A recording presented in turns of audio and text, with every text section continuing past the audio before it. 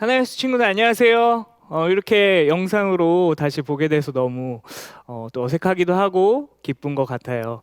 우리가 미디어 예배를 드리는 동안 기독교에 대해서 궁금했던 질문들을 매주 하나씩 알아가는 시간을 가지려고 해요. 이것을 알려드림 첫 번째 이야기 시작하도록 하겠습니다. 미국의 기독교인을 대상으로 하나님께 딱 한 가지만 질문을 던질 수 있고 반드시 대답해 주시겠다면 당신은 무슨 질문을 던지시겠습니까? 라는 설문조사가 있었어요. 여기서 가장 많이 나온 답은요, 하나님이 계시다면 세상에 왜 악과 고통이 있습니까? 였습니다. 전사님이 이것을 알려드림을 준비하면서요, 우리 하나유스 친구들이 가장 많이 뽑은 질문도 바로 하나님이 계시다면 왜 우리가 사는 이 세상에 악과 고통이 많이 있을까요? 였어요. 그러면 우리가 살고 있는 세상의 악과 고통은 무엇이 있을까요?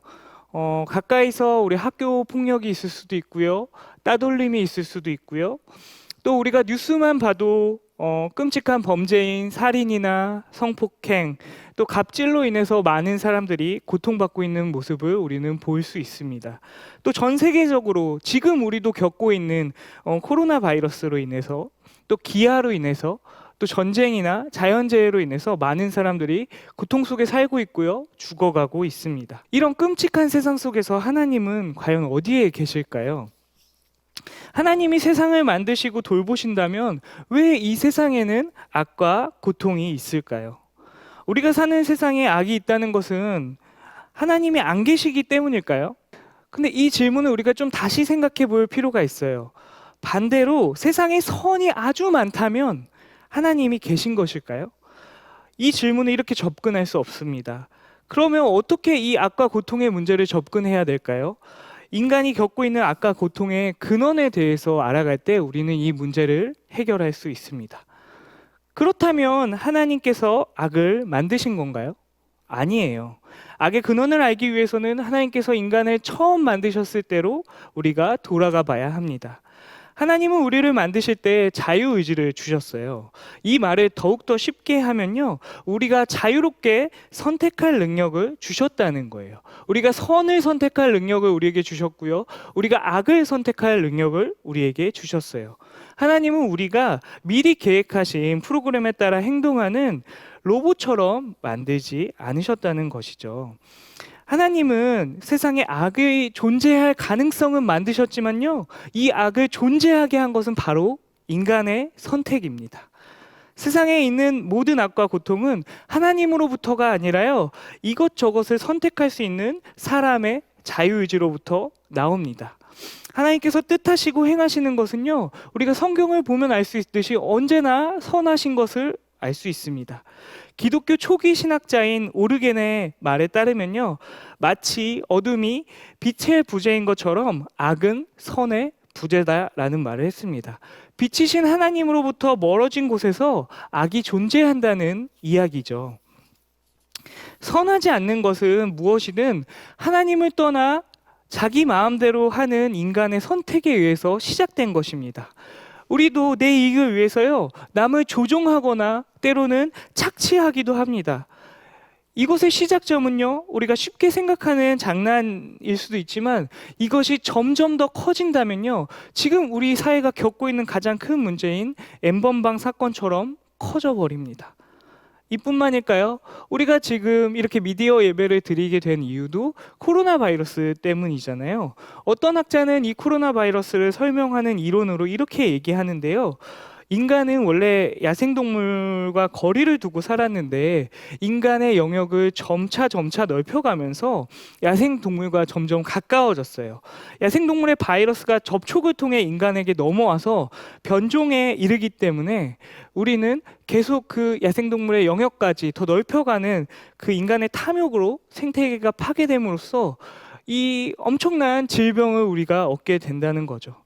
또 1, 2, 3, 4, 5. 방금 우리에게 어떤 일이 일어났을까요? 5초에 한 명씩 기아로 인해 죽는다는 통계가 있습니다. 전 세계 인구가 지금 77억 명 정도 되는데요, 지구는 1년에 120억 명의 식량을 생산한다고 합니다. 그렇다면 이 문제는 하나님이 우리에게 식량을 생산하지 못해서가 아니라 분배를 제대로 하지 못하는 인간의 책임이 있지 않을까요? 또 어떤 게 있을까요? 우리가 전쟁을 한번 생각해 볼까요? 개인과 사회의 이익을 넘어서 국가의 이익을 추구하다 보면 국가 간의 갈등이 일어납니다. 더 커지게 되면 그게 전쟁으로 나아갈 수 있습니다. 지도자의 결정으로 해서 전쟁이 일어나면 그 많은 사람들의 피해자가 생겨버리게 되는 거죠. 그렇다면 지금 일어나고 있는 악과 고통을 하나님께서 보고만 계실까요? 하나님께서 피조물에게 주신 자유의지를 사용할 때 그 자유가 잘못 사용될 수 있다는 가능성도 허락해야 합니다.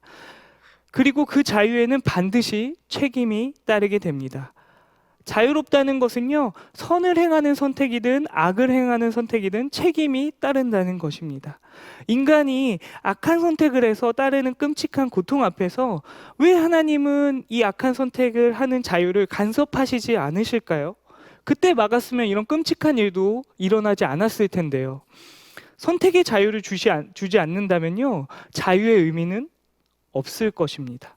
서로에게 가하고 있는 이 끔찍한 악은 이 세상이 사랑이 가득한 세상이 되기 위해서 불가피하게 있어야 하는 또 다른 측면의 가능성입니다. 하나님의 의도는요, 사랑이 가득한 세상이 되기를 바라셨지만 우리가 인격적으로 그 사랑을 행하는 선택을 하기를 원하셨어요. 하지만 인간은 선보다 더 악을 선택했습니다. 이 모습을 보고 계시는 하나님은 어떨까요? 만약에 제가 하나님이라면 그냥 내버려 뒀을 것 같습니다. 니네 맘대로 그렇게 사니까 그런 거야. 혹은 지금 이렇게 악을 저지르는 이 사람들을 보면서 바로 심판을 할 수도 있었습니다. 하지만 성경에서 말씀하고 계시는, 성경에서 나타나는 하나님은 어떤 일을 하셨을까요? 하나님은요, 우리가 악을 행해서 받아야 할 그 심판을 대신 받으셨어요. 하나님과 인간은 존재적으로 다릅니다. 하나님은 인간의 고통을 보시는 분이시지만 이것을 뛰어넘으셔서 인간이 되셔서 이 땅에 오셨습니다. 이 땅에 오셔서 받을 수 있는 육체적인, 정신적인 고통을 모두 겪으셨습니다. 우리가 예수님의 삶을 보면 알 수가 있습니다. 예수님은요, 태어나서부터 죽을 때까지 고통 가운데 사셨어요. 태어날 때에는 살해 위협을 당하면서 태어나셨고요. 또 태어나서는 아버지가 일찍 돌아가셨기 때문에 소년소녀 가정으로 가난을 경험하고 동생들을 키웠습니다. 또 변호인도 없는 불의한 재판을 당하셨고요. 십자가형이라는 엄청난 고문으로 육체적 고통을 받으셨습니다. 또 사랑하는 제자들의 배신으로 엄청나게 큰 정신적인 고통도 당하셨습니다. 예수님이 이 모든 것을 알면서 인간이 잘못된 선택을 대신 심판받기 위해서 이 선택을 하셨습니다. 예수님은요, 이 고통을 모두 알고 있기 때문에 우리 지금 고통당하는 이 모습을 보시면서 같이 고통을 함께하고 계십니다. 그런데요, 이게 전부일까요? 기독교가 말하는 고통은요, 악과 고통이 없는 완성된 하나님 나라가 온다는 것입니다. 여러 고통을 당하고 있는 것은 사람들이 하나님을 떠나 마음대로 한 세상의 결과물입니다. 이 고통을 없애려면요, 근본적인 깨어짐을 해결해야 합니다. 하나님의 정의가 보이지 않아서 지연되는 것처럼 보이는 것이 정의가 없다는 것은 아닙니다. 언젠가 예수님께서 이 땅에 다시 오셔서 심판하실 거예요. 그때 사람이 자기가 저지른 악과 야기한 고통에 책임질 날을 반드시 오게 될 것입니다. 빛이신 하나님이 완전히 어두움을 물리치고 드러내는 나라, 또 악과 고통이 완전히 없는 그 나라를 우리는 소망할 수 있습니다. 여러분, 더 자세히 알고 싶은 친구들은요, 이 화면에 나오는 참고서적을 같이 공부했으면 좋겠어요. 이 시간 우리가 오늘 들은 이 말씀을 같이 생각해 보는 시간을 갖도록 하겠습니다.